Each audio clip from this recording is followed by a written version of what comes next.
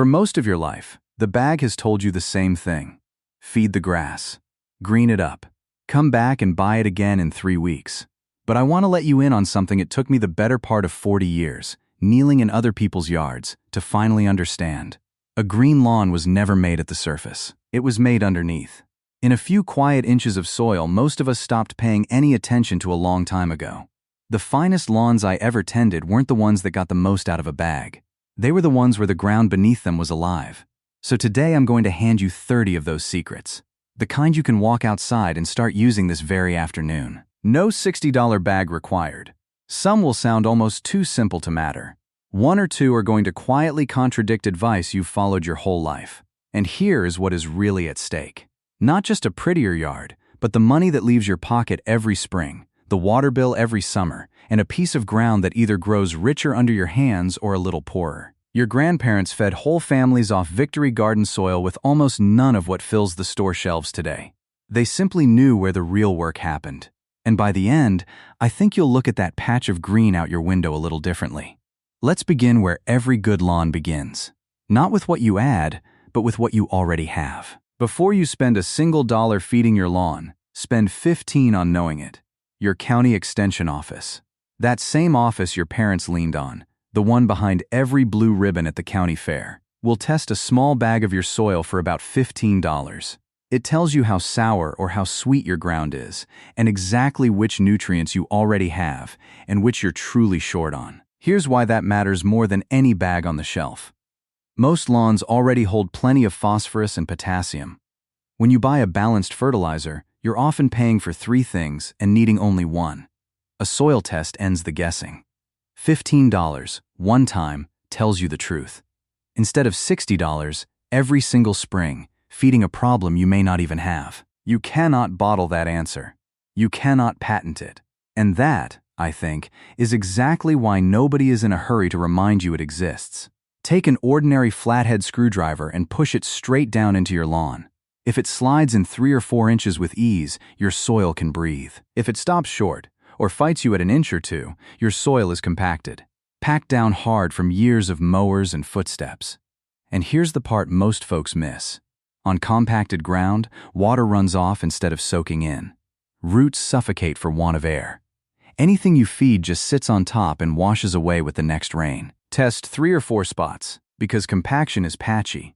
Worst near the driveway, along the walkway, anywhere feet and wheels go day after day. Do it a day or 2 after a rain, when the ground is soft enough to give you an honest reading.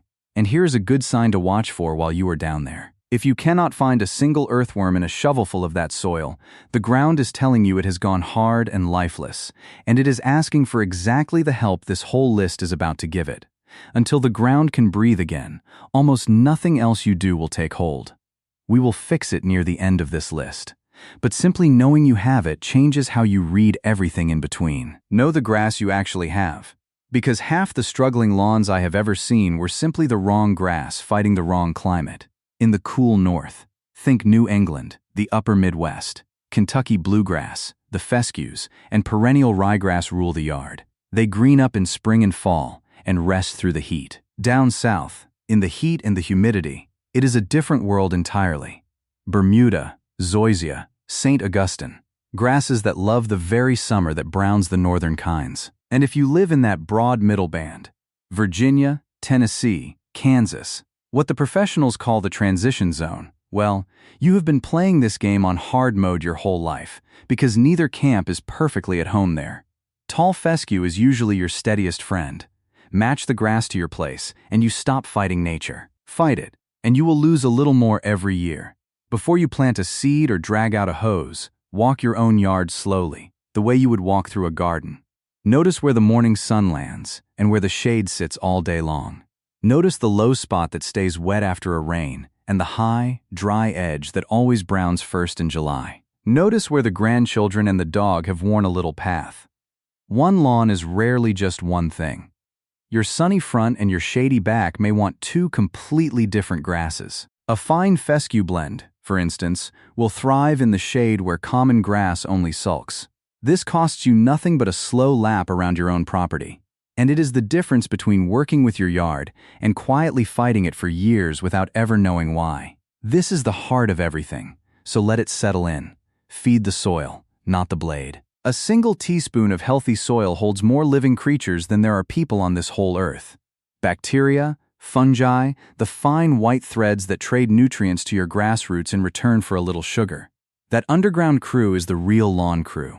The grass you see is just what they push up into the light. When you dump a fast hit of synthetic nitrogen, the grass flares bright green for a couple of weeks. And then it fades, hungry again, because you fed the blade and starved the crew that was meant to feed it. Feed the soil instead, with compost, with the simple things I am about to show you.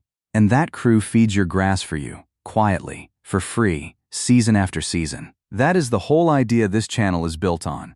Everything else on this list is just how. The finest lawn food I know costs nothing but a little patience. A thin layer of finished compost, raked right over your existing grass. We call it top dressing. 1/4 inch is plenty. You are not burying the grass, just dusting it, then working it down between the blades with the back of a rake until the green shows through again. Do it once a year, in spring or in fall, and you are feeding that underground crew directly, improving the soil a little at a time, and building the kind of ground that holds moisture right through a dry spell. A single wheelbarrow or two of finished compost will cover a good stretch of lawn. You want the grass to peek right back through when you are done, never to vanish under a heavy blanket. And if you have never made your own, this is the year to start a pile in the back corner. Kitchen scraps, fallen leaves, grass clippings, turned now and again. It costs you nothing but the walkout back, and it hands you the best lawn food there is. A bag of fertilizer feeds a single meal. 1/4 inch of compost, every year, slowly rebuilds the whole kitchen. 10 years of it, and you will have soil your neighbors pay a landscaper good money to try and fake. Stop bagging your grass clippings and hauling them out to the curb. Those clippings are roughly 4% nitrogen by weight.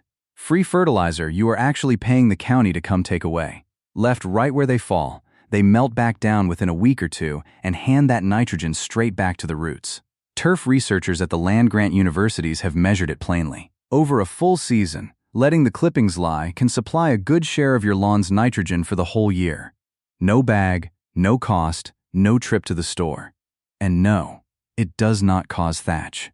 That old worry was put to rest by the science a long time ago. The one rule is simple. Mow often enough, with a sharp blade, that the clippings are short and disappear. You are not making a mess. You are feeding the ground that feeds the grass. This one will save your back every single autumn. Those fallen leaves you rake, bag, and drag out to the road. Run the mower over them instead, and let the shredded pieces fall right down into the lawn.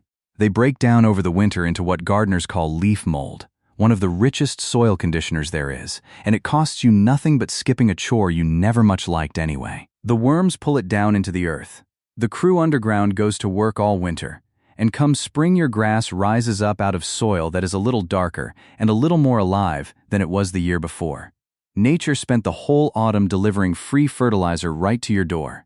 And for generations now, we have been raking it into bags and paying good money to throw it away. Ease your foot off the nitrogen. And if you do feed, feed slow and feed at the right time. Here is the trap the bag sets. A heavy jolt of synthetic nitrogen can knock back a large share of the beneficial life in your soil. So the lawn leans on you a little harder next time, and harder the time after that. 1 bag becomes 2, 2 becomes 3, and the ground grows a little less alive with each round. If you feed it all, reach for a slow release or an organic source. Well-aged compost, a screened composted manure, an organic meal-based lawn food. Something that trickles out over weeks as the soil life breaks it down, instead of flooding in all at once and burning out in a fortnight. And timing matters every bit as much as amount. For a cool season grass, autumn is the great feast, not the heat of high summer.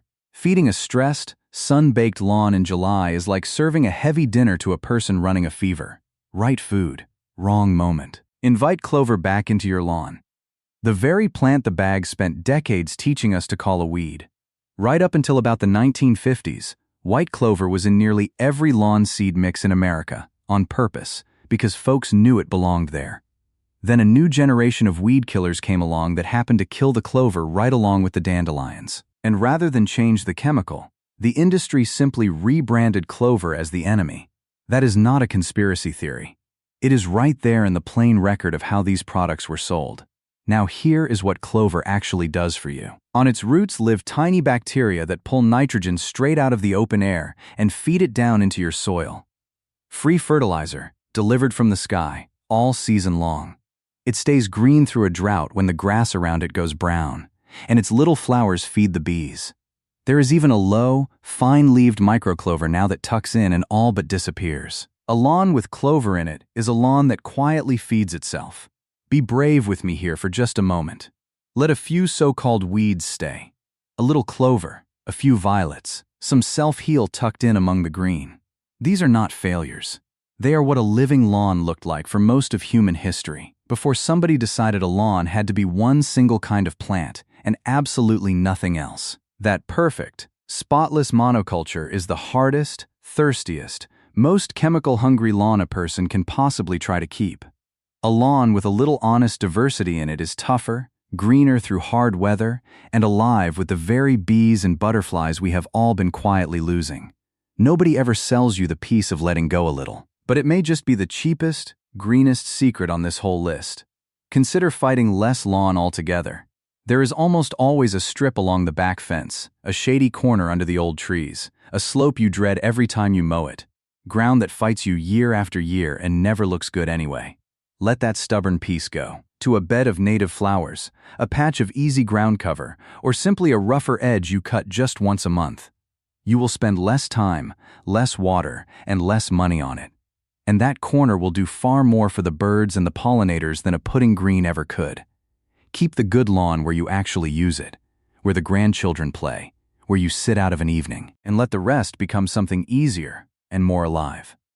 A smaller lawn, kept well, will always beat a big one you are forever losing the fight to. Now, before we get into the how, the mowing, the watering, the way to bring a tired old lawn all the way back.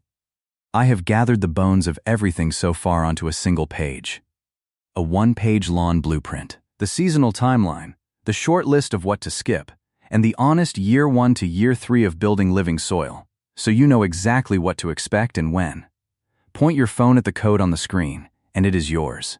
No charge, and nothing to sign up for. Then stay right here with me, because the next stretch is where most good lawns are quietly lost, at the one chore nearly everyone gets wrong. Raise your mower. This one change does more for a lawn than any bag ever will.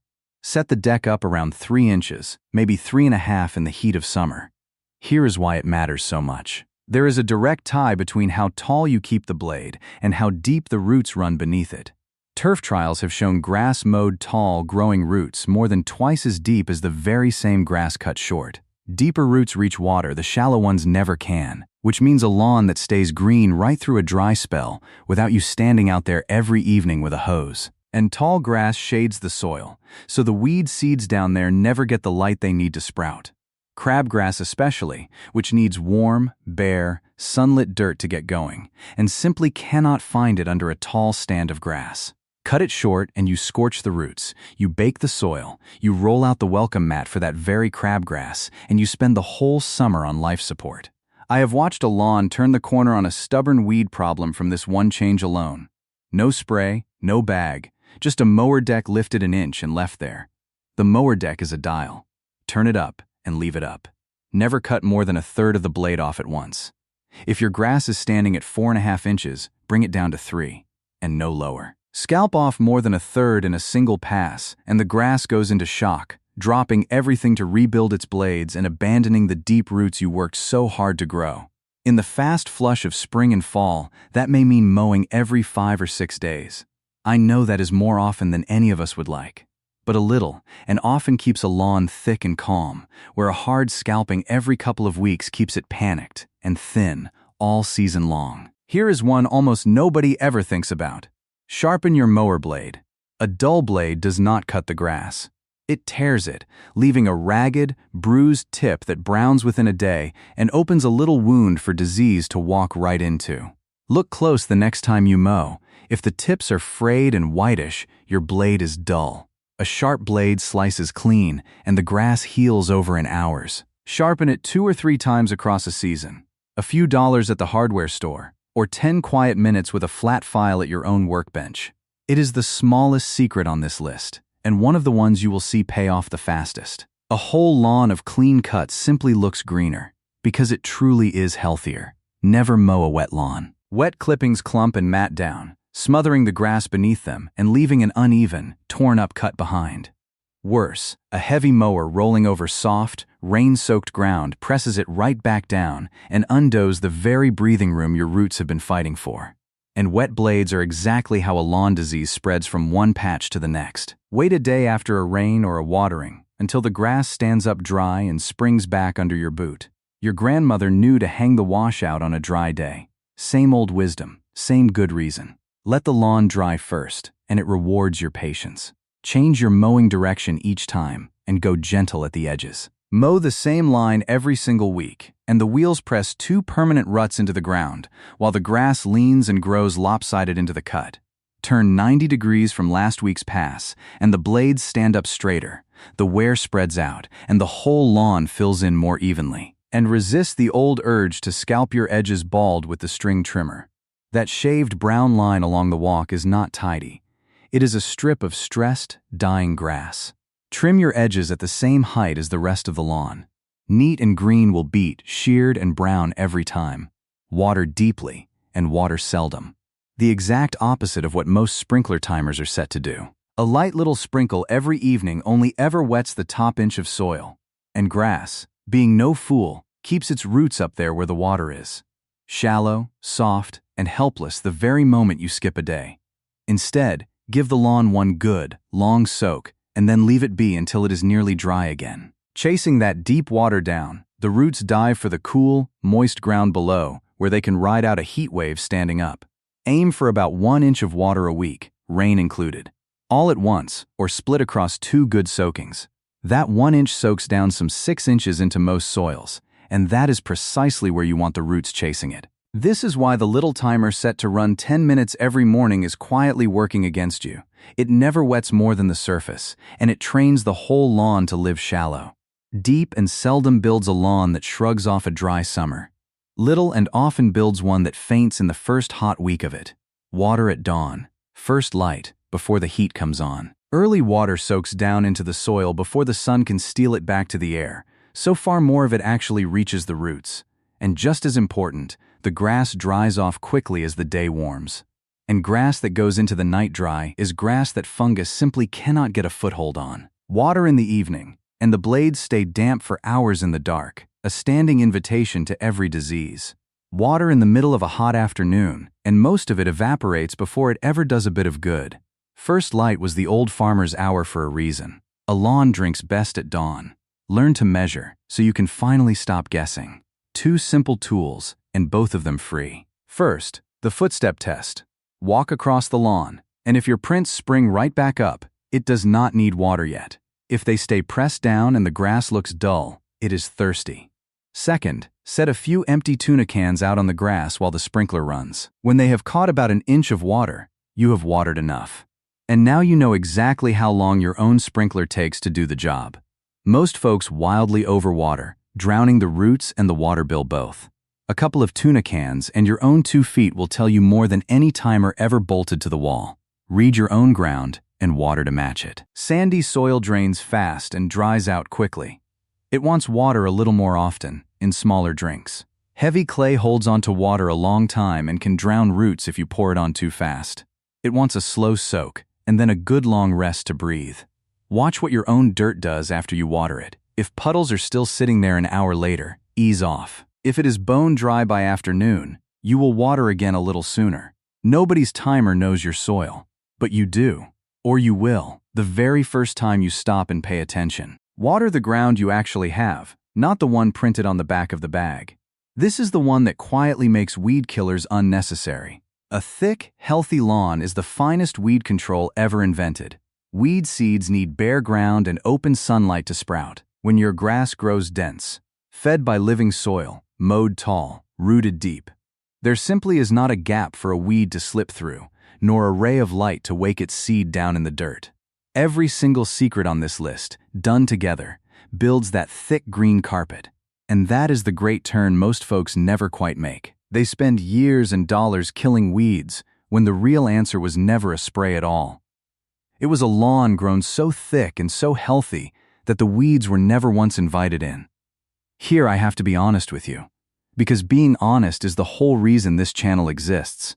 You have seen the recipe. A gallon of vinegar, 2 cups of salt, a good squirt of dish soap, passed around like a family heirloom that beats any weed killer alive. It does not. And worse, it can quietly ruin the very ground you are trying to save. Robert Pavlis, who has spent years testing old garden remedies against the actual evidence, along with university extension folks right beside him, laid it out plain. Household vinegar burns the tops off young weeds on a hot day, but it barely touches the roots of anything established, so the weed just marches right back up. The dish soap is only there to help it stick. It kills nothing at all. And the salt? Salt does not break down. It builds up in your soil, poisons the beneficial life you have been working so hard to grow, and can leave a bare patch where nothing will grow for a very long time. On a gravel path where you want nothing at all, maybe. But anywhere near soil you love, please leave that jug up on the shelf. Boiling water in a sidewalk crack, or 10 honest minutes on your knees with a hand tool, will serve you far better and cost your living soil nothing. For the weeds that do slip in, reach for the honest, simple tools first. A kettle of boiling water, poured straight onto a weed in a driveway crack, ruptures it on contact and is gone by the next rain. Perfect for the cracks and the joints where nothing ought to grow anyway. It works only on what it touches, mind, so keep it well off the grass you love. For a dandelion out in the lawn, a long weeding fork worked in after a rain, when the soil is soft, will lift it root and all in one satisfying pull. And truthfully, in a thick, well-fed lawn, you will find fewer and fewer of them to pull with each passing year. The goal was never to win some war on weeds. It was to build a lawn that hardly ever has any. Here is one you will really want the honest version of. Back in 1986, Dr. Nick Christians, a horticulture professor at Iowa State University, stumbled onto something entirely by accident. Corn gluten meal, a plain byproduct of milling corn, seemed to stop weed seeds from ever forming roots. A natural weed and feed, the story went. And you will hear it sold today as a 90% miracle that the chemical companies buried on purpose. Now here is the honest part. It is a genuine discovery, and it truly is a fine, gentle feed. It carries real nitrogen. But when other universities put it to the test, the weed control turned out to be hit or miss. One Oregon State trial got no weed control at all across 2 full years. And Dr. Linda Chalker-Scott, the horticulturist over at Washington State University, who has spent her career separating garden folklore from what the evidence really shows, points out that all that nitrogen can actually feed the very weeds you are trying to fight.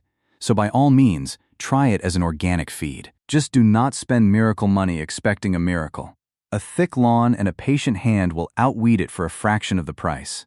That, right there, is the difference between somebody selling you something and somebody telling you the truth. When trouble does come, a patch of disease, a run of grubs, start with the least you can do, not the most. Most lawn fungus is fed by the very mistakes we have already put right on this list. Cut too short, watered at night, mowed with a dull blade, drowned by the timer. Set those things right, and most of it simply never appears. And a little tolerance goes a long way. A few grubs in the soil are perfectly normal. A healthy lawn shrugs them off, and it takes a real infestation, not a stray beetle grub or two, before there is any harm worth worrying about. Reaching for a broad insecticide over a handful of grubs is like burning down the barn to be rid of a mouse. For the odd pest, a healthy lawn full of living soil, with a few flowers left along the edge, brings in the birds, the toads, and the good bugs that keep the bad ones in check for free. Reach for the harsh, broad sprays only as a true last resort, because they do not just hit the pest, they wipe out the whole underground crew you have spent this entire list feeding. The strongest defense a lawn will ever have is simply being healthy. Everything else is just a patch over a problem. Remember that compacted soil from the screwdriver test, way back at the start? Here is where we finally open it up. It is called core aeration, a machine that pulls little plugs of soil right up out of the ground, leaving holes an inch or two deep all across the lawn. And suddenly air, water, and food can reach the roots again, and the tired soil can finally breathe. You can rent the machine for an afternoon, or split the cost with a neighbor and do both your yards in a day. Run it when the soil is a little moist, not bone dry, so it can pull real cores instead of just bouncing across the top. And leave those little plugs right where they drop. They look untidy for a week, then they melt back into the lawn and feed it as they go. Do it once a year on hard, compacted ground. And here is the part that makes it something close to magic. Those little holes are perfect cradles for new seed, which brings us to the very next secret, and one of the most powerful moves you can possibly make. Overseed. So fresh seed right over the top of the lawn you already have. You are not starting over, you are reinforcing what is there. Scatter new grass seed across the existing turf, and over time it fills in the thin spots, thickens the whole carpet, and crowds the weeds out with nothing but more grass. The real secret to whether it takes is seed-to-soil contact. A seed lying on top of thatch never sprouts. But a seed that falls down into one of those fresh aeration holes has soil packed around it, shade from the birds, and steady moisture. That is exactly why aerating and overseeding on the very same day, one right after the other, is the single most powerful thing you can do for a tired old lawn. Here is the watering that makes or breaks it. New seed must stay damp until it sprouts, so a light sprinkle once or even twice a day for the first couple of weeks. Then back off to those deep, seldom soakings as it roots in. And pick one good seed blend and stick with it, year after year. So your lawn grows in as one even sheet of green, and not a patchwork quilt of mismatched textures. One more honest word. A bare patch is not a moral failing. It is just soil asking for seed. Loosen it, scatter, press it down for good contact, keep it damp, and stand back. For most of the country, autumn, not spring, is the true golden season for the lawn. I know that runs clean against instinct. Spring is when we all itch to get back out there. But for the cool season grasses that cover most of America, fall is when the real magic happens. The air cools, the soil stays warm, the summer weeds have finished their run for the year, and new grass roots dive down hard while everything else is winding gently down. So aerate in the fall, overseed in the fall, top dress with compost in the fall, and feed, if you feed at all, in the fall. A lawn built in autumn comes up in spring already thick, already ahead of the weeds, while the neighbor who waited for April spends the whole summer chasing his. Now, to keep me honest. If you are down south with a warm season grass like Bermuda or zoysia, your golden window flips to late spring and early summer, when that grass is waking up and growing hard. Same idea, different calendar. Build when your grass is climbing, not when it is struggling. The best time to build your lawn is the one season nobody else is out there thinking about it. This last one is less a task than it is a promise. Give it time, and know honestly what that time will give you back. If your soil has leaned on the bag for years, the living crew down underneath is thin, and it does not come roaring back over a single weekend. That first year, you are mostly rebuilding the ground you cannot even see. You may notice a little less thirst, a little more toughness through the heat, but be patient with it. By the second year, the soil is waking up in earnest. The grass holds its green longer, the weeds grow fewer, and you find yourself reaching for the hose and the bag far less than you used to. And by the third year, you will have a lawn that largely feeds and defends its own self. The very kind your neighbors pay a service to try and imitate. It took me years to believe it myself. But a lawn built on living soil does not wear out the way a lawn built on a bag always does. It gets a little better every single season. And that is the one promise the bag can never make you.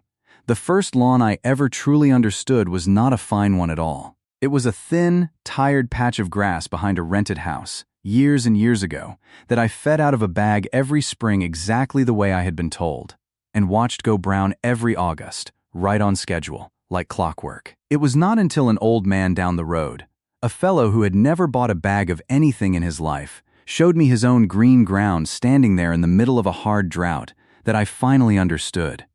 He was not feeding his grass at all. He was feeding the few quiet inches of soil beneath it, the way his own father had shown him, the way I am trying to show you now. It took me far too long to learn that the secret was never in whatever you pour on top. It was always underneath, alive, just waiting for someone to stop fighting it and start feeding it. If that is the kind of gardening you come from, or the kind you would like to grow into, then you already belong here. Subscribe, and let us keep tending the old, honest way, together. One living inch of soil at a time.